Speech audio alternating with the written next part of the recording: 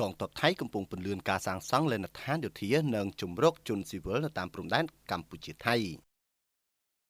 កងទ័ពភូមិភាគ1នៃកងយុទ្ធពលខេមរៈភូមិន្ទថៃកំពុងធ្វើសកម្មភាពលើក្តីកង្វល់ដែលលើកឡើងដោយព្រះនាងម្ចាស់ឈូវឡាប់ហនប្អូនស្រីរបស់ស្ដេចថៃតាក់ទងនឹងសុវត្ថិភាពនៅតាមព្រំដែនកម្ពុជាថៃក្រៅមូលនិធិឈូវឡាប់ហនកងទ័ពកំពុងពន្លឿនការសាងសង់លេនដ្ឋានការពារសម្រាប់បុគ្គលិកយោធានិងជំរកជនស៊ីវិលនៅតាមព្រំដែនកម្ពុជាថៃ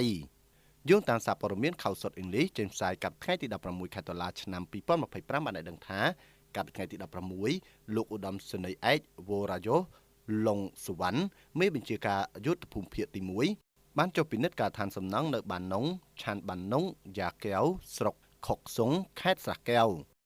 កងកម្លាំងប៊ូរ៉ាផានឹងសាងសង់លេនដ្ឋានយោធាចំនួន72នៅមូលដ្ឋានប្រតិបត្តិការនិងជំរកជនស៊ីវិលចំនួន6កន្លែងដែលកន្លែងនីមួយៗអាចផ្ទុកមនុស្សបាន40នាក់នៅទូទាំងស្រុកចំនួន3គឺតាប្រយ៉ាមានចំនួន2ទីតាំងខុកសុងមានចំនួន2ទីតាំងនិងអារ៉ាញ់ប្រទេសមានចំនួន2ទីតាំង